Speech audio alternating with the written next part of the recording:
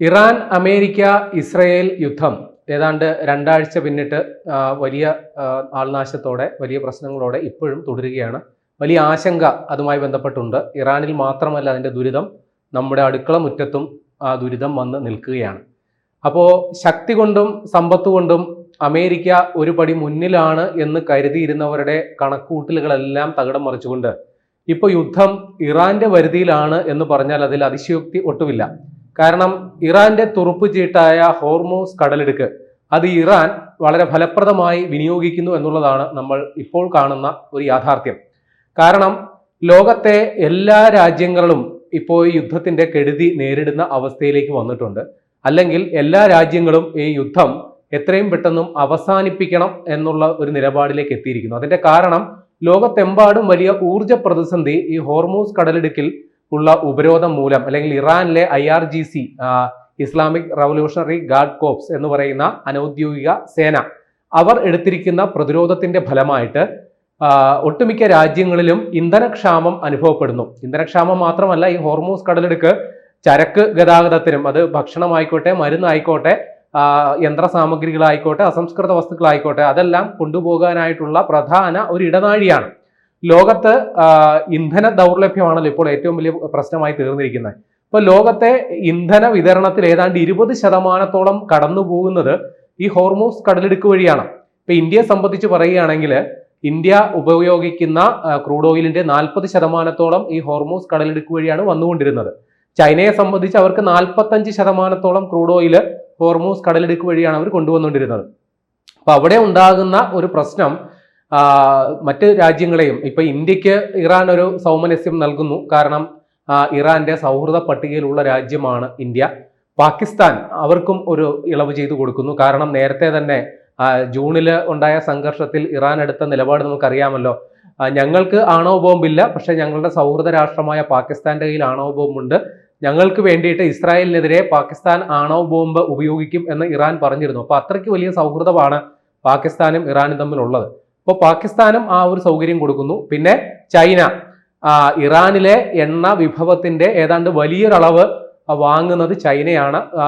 ചൈനയും ഇറാനുമായിട്ട് പ്രതിരോധ സഹകരണവും ഉണ്ട്. അപ്പൊ അതുകൊണ്ട് ചൈനയ്ക്കും ഒരു ഇളവ് അവർ നൽകുന്നു. പക്ഷേ യൂറോപ്യൻ രാജ്യങ്ങൾ, അവർക്ക് റഷ്യയിൽ നിന്ന് ക്രൂഡ് ഓയിൽ വാങ്ങുന്നതിന് അമേരിക്കയാണ് വിലക്ക് ഏർപ്പെടുത്തിയിരിക്കുന്നത്. അപ്പോൾ അവർക്ക് മിഡിൽ ഈസ്റ്റ് രാജ്യങ്ങളിൽ നിന്ന് തന്നെ ക്രൂഡ് ഓയിൽ കൊണ്ടുപോകേണ്ടതിരിക്കുന്നു. അവിടെ അതിശൈത്യം നേരിടാൻ അവർക്ക് ഇന്ധനം കിട്ടിയേ തീരും. പക്ഷെ അവരാണ് ഇപ്പൊ ഏറ്റവും വലിയ കുടുങ്ങലിൽ വന്ന് പെട്ടിരിക്കുന്നത്. ഈ ഹോർമൂസ് കടലിടുക്ക് അവിടെ അടഞ്ഞു കിടക്കുന്ന ഒരു അവസ്ഥയും. ഇപ്പോ ഈ എല്ലാ രാജ്യങ്ങളുടെയും അഭ്യർത്ഥന മാനിച്ച് ഇറാൻ ഇപ്പോൾ ഒരു നിലപാടെടുത്തിരിക്കുകയാണ്. ഞങ്ങൾ അവിടെ ഒരു ഇളവ് അനുവദിക്കാം, പക്ഷേ ഒരു കണ്ടീഷൻ, ചൈനീസ് യെന്നിൽ ഇടപാട് നടത്തിയിട്ടുള്ള ചരക്കുകൾക്ക് മാത്രമേ ഞങ്ങൾ ഇളവ് അനുവദിക്കൂ. അപ്പോൾ ക്രൂഡ് ഓയിൽ എന്ന് പറയുന്നത് നമുക്കറിയാം ഡോളറാണ് അന്താരാഷ്ട്ര തലത്തിൽ കയറ്റുമതി ഇറക്കുമതിക്കുള്ള നാണയ ഏകകമായിട്ട് ഉപയോഗിക്കുന്നത്. ഡോളറാണ് സാർവത്രികമായിട്ട്. ഇനി റഷ്യയുടെ കാര്യത്തിൽ അത് ചെറിയൊരു ഭേദഗതിയുണ്ട്. റഷ്യ ഇപ്പൊ ഇന്ത്യയുമായിട്ടുള്ള എണ്ണ ഇടപാടിൽ ഇന്ത്യൻ കറൻസി, പ്രാദേശിക കറൻസി ഉപയോഗിക്കാനായിട്ട് അവർ അനുമതി നൽകിയിരുന്നു. അല്ലെങ്കിൽ റഷ്യയുടെ റൂബിൾ അത് വെച്ച് ഇടപാട് നടത്താം. അല്ലെങ്കിൽ ചൈനയുടെ യെന്നും അവർ സ്വീകരിക്കുമായിരുന്നു. അവർക്ക് ഡോളറിനോട് അവർക്ക് താല്പര്യമില്ല, അല്ലെങ്കിൽ ഡോളർ അവർക്ക് സ്വീകരിക്കുന്നില്ല. ആ ഒരു നിലപാടുണ്ട്. പക്ഷേ മറ്റ് പല രാഷ്ട്രങ്ങൾക്കും ഇന്ധനം വേണമെങ്കിൽ അവർക്ക് ഡോളറാണ് ഏക. ഇപ്പൊ യൂറോപ്യൻ രാജ്യങ്ങളടക്കം ഡോളറിനെയാണ് ആശ്രയിക്കുന്നത്. അങ്ങനെ ഡോളർ കൊടുത്ത് വാങ്ങിക്കൊണ്ടുവരുന്ന ക്രൂഡ് ഓയിൽ ഞങ്ങളുടെ ഹോർമൂസ് കടലിടുക്ക് വഴി കൊണ്ടുപോകേണ്ട, പകരം ചൈനീസ് യെന്നാണ് ഉപയോഗിക്കുന്നതെങ്കിൽ പരിഗണിക്കാം. അപ്പൊ ഇതുകൊണ്ട് രണ്ട് പണിയാണ് ട്രംപിനിട്ട് കിട്ടാൻ പോകുന്നത്. ഒന്ന്, ഈ പറയുന്ന ഡോളറിന്റെ ആധിപത്യത്തെ ചോദ്യം ചെയ്യുകയാണ് ഇറാൻ.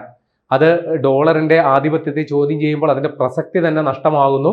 അതോടൊപ്പം ചൈനയുടെ കാല് പിടിക്കാൻ ട്രംപിനെ പ്രേരിപ്പിക്കുന്ന ഒരവസ്ഥ. കാര്യം ചൈനീസ് കറൻസിയിലാണ് ഇടപാടുകൾ നടക്കുക. അപ്പോൾ ഇനി ചൈന എടുക്കുന്ന എന്ത് നിലപാടാണോ അതാണ് ഇനി പ്രസക്തമാകുന്നത്. നേരത്തെ തന്നെ ട്രംപ് ചൈനയോട് പോലും കാല് പിടിക്കുന്ന ഒരവസ്ഥ ഉണ്ടായി. ഈ ഹോർമൂസ് കടലിടുക്കിൽ സുരക്ഷ ഒരുക്കാനായിട്ട് ചൈനയുടെ പടക്കപ്പലുകൾ വിട്ടു നൽകണം എന്നൊരു നിലപാടെടുത്തിരുന്നു. പക്ഷെ ചൈന അത് നിർദാക്ഷിണ്യം തള്ളിക്കളയുകയാണ് ചെയ്തത്. അതില് ട്രംപ് വലിയ അത്ഭുതവും രേഖപ്പെടുത്തി. ചൈനയോട് മാത്രമല്ല, ജപ്പാനോടും ദക്ഷിണ കൊറിയയോടും ട്രംപ് ഇതേ അഭ്യർത്ഥനയുമായിട്ട് ചെന്നു. നമുക്കറിയാമല്ലോ, ജപ്പാനും ചൈനയുമായിട്ട് വലിയ ശത്രുതയുള്ള രാജ്യങ്ങളാണ്. അപ്പൊ അവരോട് പോലും ഈ കാര്യത്തിൽ യോജിച്ച് നിന്ന് കപ്പലുകളെ ഇറക്കണം എന്നുള്ള ആവശ്യപ്പെട്ടു. ദക്ഷിണ കൊറിയ അമേരിക്കയുടെ ഉറ്റ സൗഹൃദ രാഷ്ട്രമാണ്. നമുക്കറിയാമല്ലോ, കിം ജോങ് ഉന്നിനെ സംരക്ഷിക്കാൻ വേണ്ടി, അല്ലെ കിം ജോങ് ഉന്നിൽ നിന്ന് ദക്ഷിണ കൊറിയയെ സംരക്ഷിക്കാൻ വേണ്ടി അവർക്ക് വേണ്ട എല്ലാ സഹായവും ഒരുക്കി കൊടുക്കുന്ന രാഷ്ട്രമാണ് അമേരിക്ക. എന്നിട്ട് പോലും ദക്ഷിണ കൊറിയ പോലും കപ്പലുകൾ വിട്ടു നൽകുന്നില്ല. അപ്പൊ ഇതിലൊക്കെ വലിയ ആശ്ചര്യവും വലിയ നടുക്കമാണ് ട്രംപ് രേഖപ്പെടുത്തിയിരിക്കുന്നത്. അപ്പൊ ഈ അവസ്ഥയിൽ നമ്മുടെ ഇറാൻ എടുത്തിരിക്കുന്ന നിലപാടാണ് വളരെ നിർണായകമാകുന്നത്. നിങ്ങൾ ചരക്ക് കൊണ്ടുപോയിക്കോളൂ, പക്ഷേ ഒറ്റ കണ്ടീഷൻ, ചൈനീസ് കറൻസിയിൽ ഇടപാട് നടത്തുന്ന ചരക്കിന് വേണ്ടി മാത്രമായിരിക്കും ഞങ്ങൾ അനുമതി നൽകുക. ഇനി എന്തുകൊണ്ട് ഇറാൻ ഈ കടുത്ത നിലപാട് എടുത്തു എന്നുള്ളതിന് കൃത്യമായ ഒരു കാരണം കൂടിയുണ്ട്. കാരണം ട്രംപ് കഴിഞ്ഞ ദിവസം ഒരു അതിബുദ്ധി പ്രയോഗിച്ചു. കാരണം ഇറാനിൽ സൈന്യത്തെ ഇറക്കി, അവർക്ക് ആകാശമാർഗം യുദ്ധം ചെയ്യാൻ പറ്റിയേക്കും, പക്ഷെ സൈന്യത്തെ ഇറക്കി പണി നടത്താനായിട്ടുള്ള ത്രാണി അല്ലെങ്കിൽ ധൈര്യം അമേരിക്കയ്ക്കില്ല. അപ്പോൾ പറ്റിയില്ലെങ്കിൽ എന്താ ചെയ്യുക?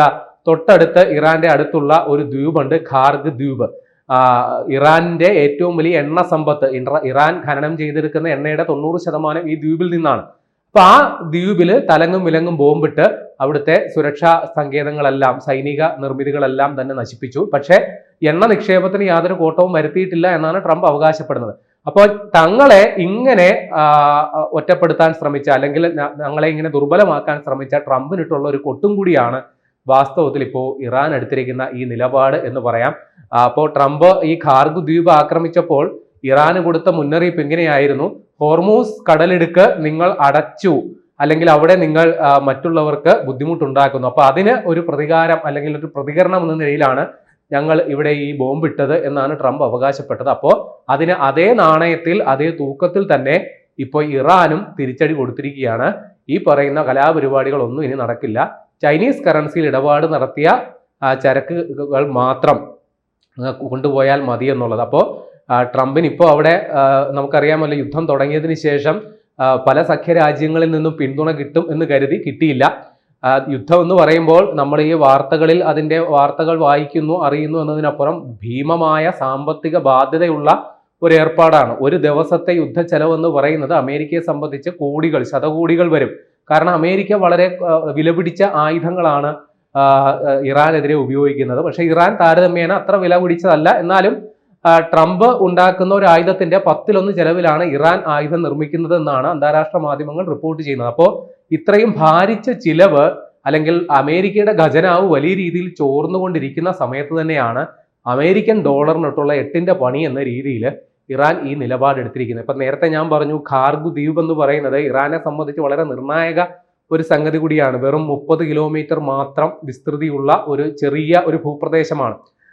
ഇറാന്റെ കരയിൽ നിന്ന് ഏതാണ്ട് 19 കിലോമീറ്റർ മാത്രം അകലെയുള്ള ഒരു ഭൂപ്രദേശം. അവിടെയാണ് അമേരിക്ക ബോംബിട്ടത്. അവിടെ മറീനുകളെ ഇറക്കി കരയുദ്ധം നടത്തുക. അതായത് ആ ദ്വീപ് പൂർണ്ണമായിട്ടും അമേരിക്ക പിടിച്ചെടുക്കാനായിട്ടുള്ള നീക്കങ്ങൾ നടത്തുന്നു എന്നുള്ള സൂചനകൾ വരുന്നതിനിടയിൽ തന്നെയാണ് ട്രംപിന് ഇമാതിരി ഒരു പണി കൊടുക്കുക. അപ്പോൾ പരമാവധി ട്രംപിനെ സമ്മർദ്ദത്തിലാക്കുക.